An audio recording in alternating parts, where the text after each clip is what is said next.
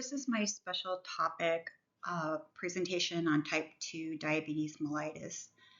I spent my semester rotation over at the Fairbanks Endocrinology Clinic with a diabetes educator, and I just found just this disease and the treatment so fascinating that I've just really immersed myself in type 2 diabetes this semester. Just want to go over the pathophysiology of type 2 diabetes, the normal response to serum glucose you can see in the first picture. The pancreas senses the presence of glucose and the beta cells secrete insulin. And then insulin docks on the receptors right here, and glucose transporter then opens the GLUT4, allowing glucose to enter the cell and provide energy for the body. Now, picture 2 shows what happens when insulin resistance develops and muscle, liver, and adipose tissue becomes less responsive to it. Pancreatic beta cells try to keep up with the increasing demand by secreting more and more insulin. You can see there's an increase in insulin in the cells. There's also an increase in glucose in the in the bloodstream because it cannot enter the cells. But anyway, you can see the increase in both circulating in our blood stream. The beta cells eventually wear out, becoming dysfunctional and no longer secrete enough insulin to meet the body's demands in response to rising serum glucose, and leaving the bloodstream hyperglycemic, and eventually type 2 diabetes may develop.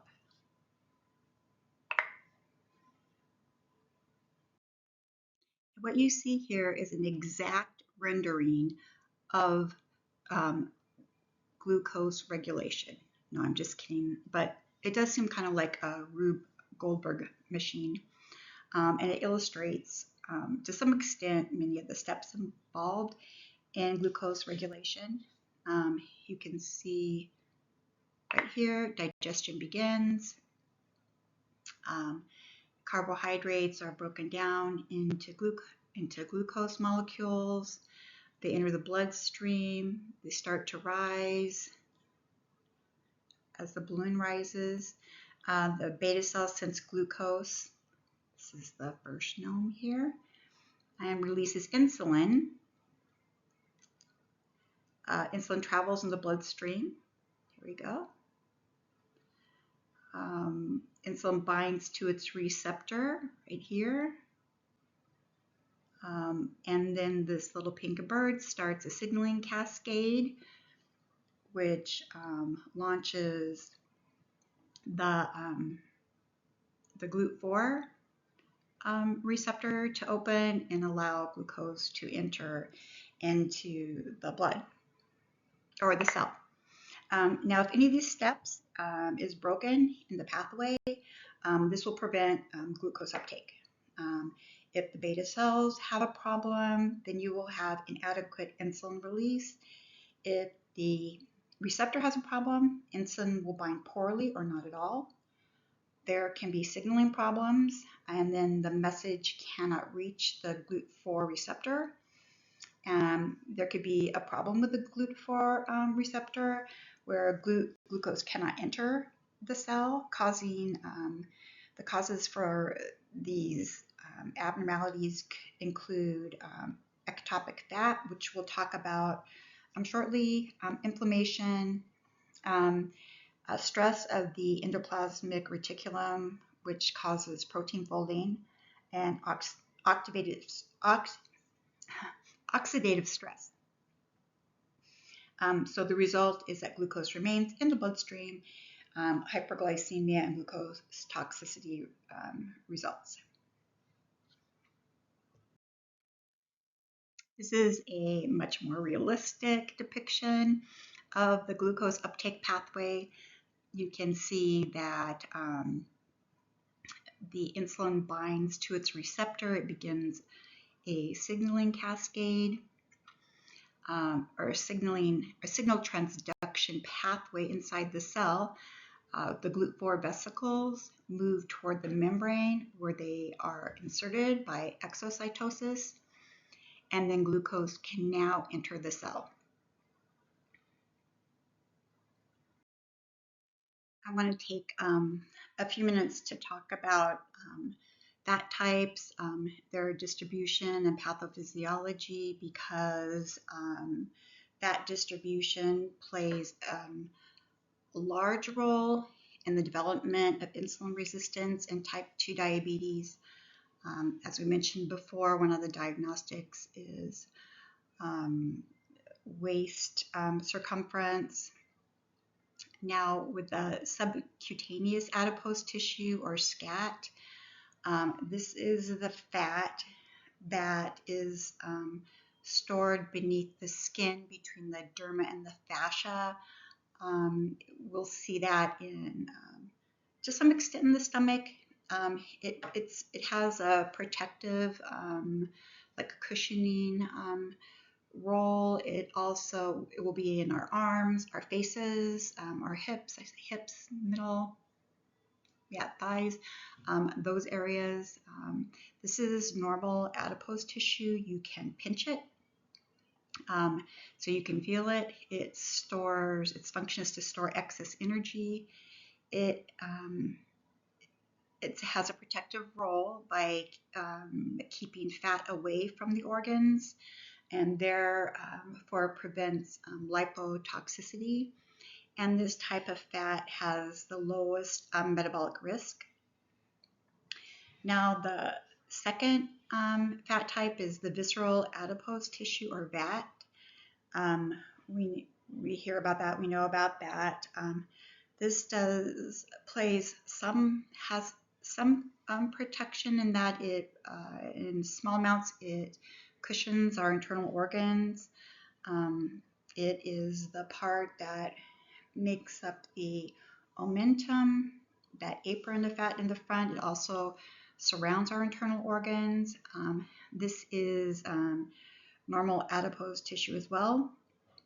It does produce inflammatory cytokines, IL-6 and TNF alpha, which produce inflammation in the system. And when it expands, it can experience hypoxia and then lipolysis, and then secrete free fatty acids into the portal circulation, which is also something that results in inflammation. Now, ectopic fat. This is non-adipose tissue. It is fat cells, but it is stored in places where fat is not meant to be stored, such as the organs. The organs are not meant to have fat stored within them. It interferes with their function. Ectopic fat can be found in the liver, the heart, the pancreas, and skeletal muscles. It produces inflammatory cytokines, which become lipotoxic. It also interferes, as I said, with normal organ function. And you can see in this diagram of the heart where it's under the pericardial layer, it can produce arrhythmias. In the liver, it can produce non-alcoholic fatty liver disease. And this type of fat impairs insulin signaling and leads to insulin resistance. It is a major, major cause of insulin resistance. Now, here is just another example of a slide of normal liver tissue, normal liver cells, and here is to the right is adipocytes that have infiltrated the liver, and this really illustrates how these fat cells interfere the function of organs.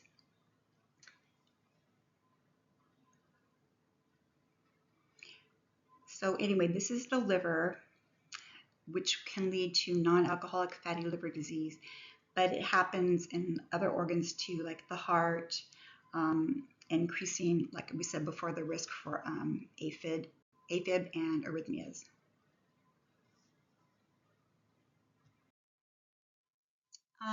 In the nutrition assessment, this is made after analyzing anthropomeric variables such as BMI, waist to hip ratio, body fat percentage, and biochemical data such as A1C levels, fasting glucose, past medical history, and medications. Some places won't use all of these techniques, but generally A1C and BMI and weight is something that's pretty standard.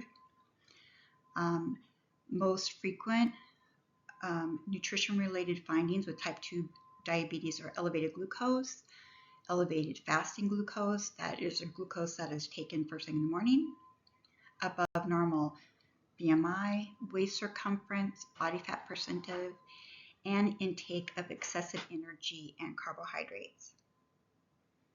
The most common diagnostic tests are the fasting plasma glucose. Here's a 2-hour plasma glucose during a 75-gram oral glucose tolerance test, and the A1C criteria.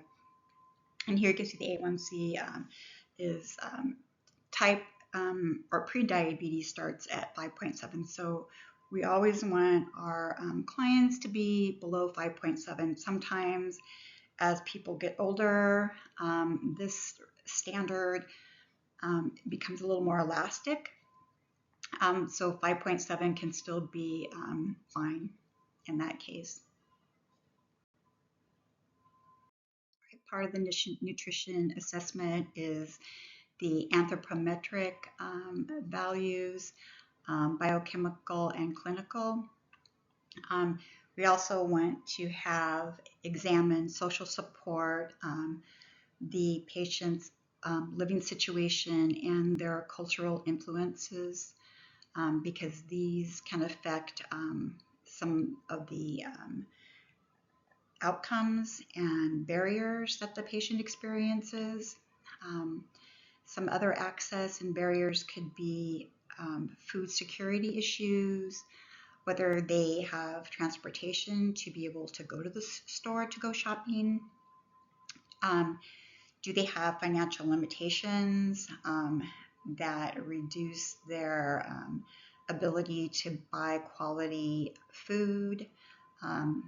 Are they older or are they disabled? Do they have the ability to prepare meals? Also, there's quite a few people that I have encountered over the past semester who just don't cook. And if you've always cooked, you may think, how do you live? What are you eating? It's surprising. Also, we need to take into consideration a person's health literacy so we can explain topics to them in a way that they can understand. And then the part of the nutrition assessment that we all know and love, the PES statement. We love writing those, don't we? This is a nutrition diagnosis that is made by evaluation of the nutrition-related problem based on the person's nutrition status. And we construct this through the PES statement. It's a personalized, targeted intervention that is developed based on the diagnosis. The first one is the problem, which is food and nutrition related. Say in diabetes, it could be a food and nutrition related deficit. And then the etiology, which could be for a diabetic person related to a limited understanding of what types of carbohydrates they have available to them or which ones they should eat. I've met people who didn't really know the difference between macronutrients, and so I don't take that for granted anymore when I talk to people. The signs and symptoms, as evidenced by excessive carbohydrate consumption, elevated A1C and fasting glucose levels, and patient report of not knowing which food raises blood glucose.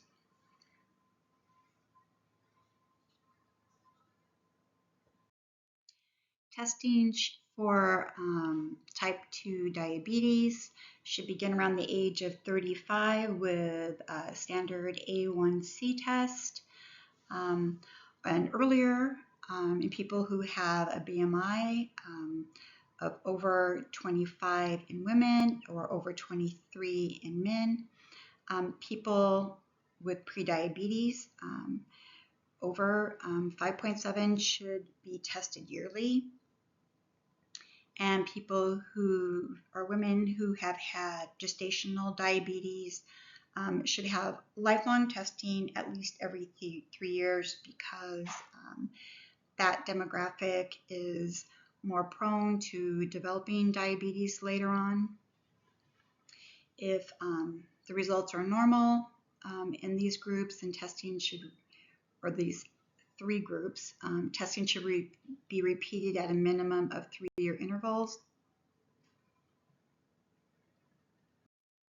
For the intervention component, one option is integrative nutrition, complementary and integrative nutrition, rather. Studies have shown that increasing viscous soluble fiber is associated with statistically significant reductions in A1C.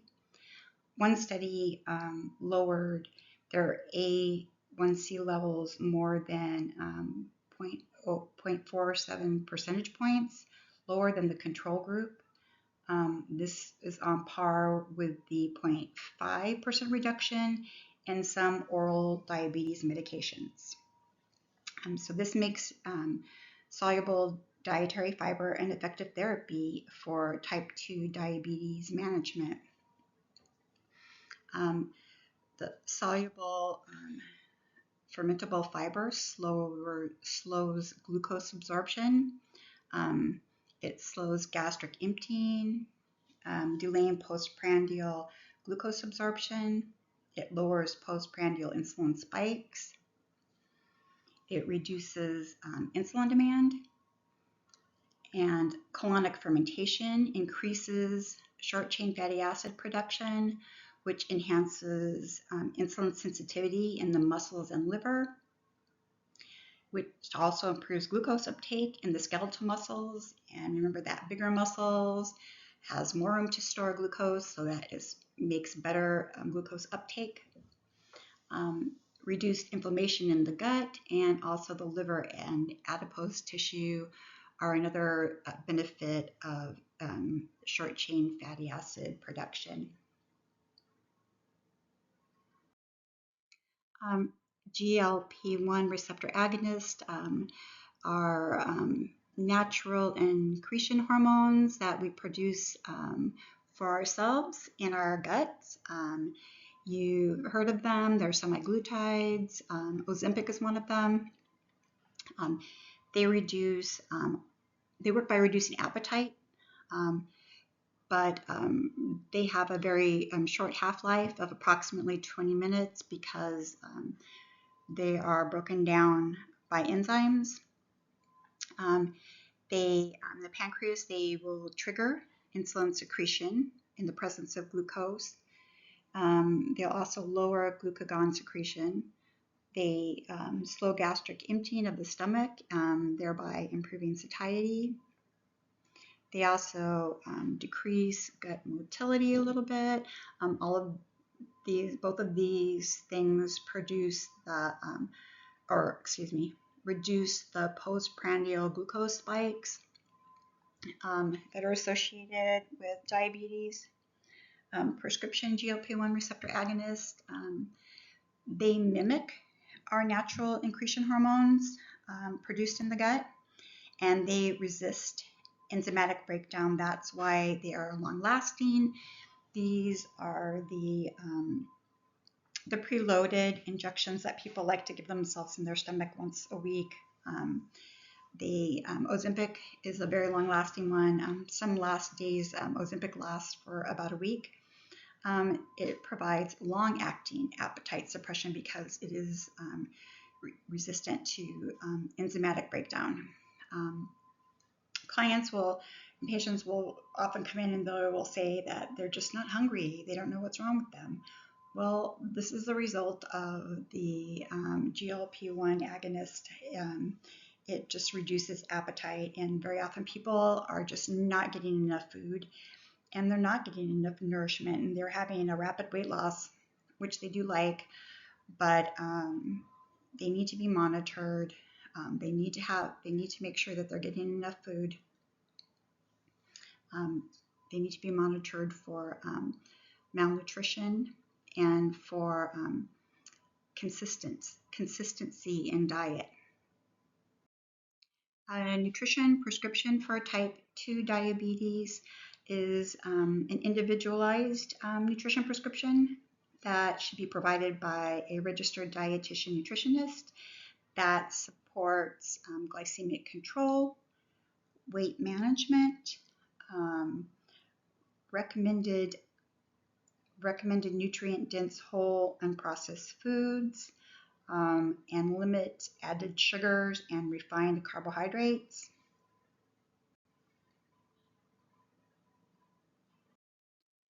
Based on the Academy of Dietetics and Nutrition standard of practice, nutrition-focused education should be relevant to the individual's needs and based on their personal preferences, cultural background, and socioeconomic circumstances.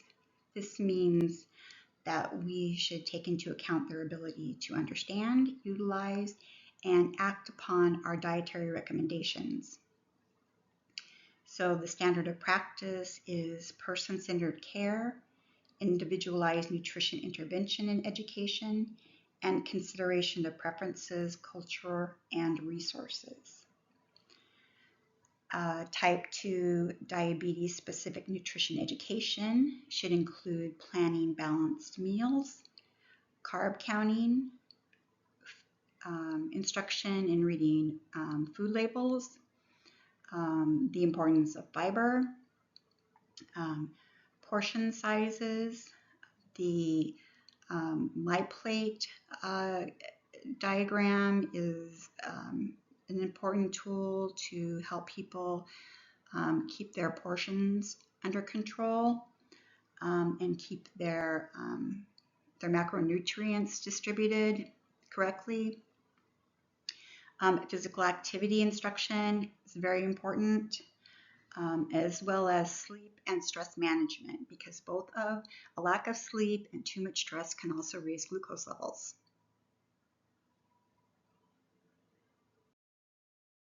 When we're in the monitoring and evaluation part, we are going to be seeing people as a follow-up, and we want to monitor and follow their biochemical markers and have them get their A1Cs checked every 3 months, as well as their fasting glucose. Also monitor their postprandial glucose pattern for those that are wearing continuous glucose monitors on their arm. And we also want to pay attention to their lipid profile because triglycerides are also a component of diabetes, along with obesity and overweight.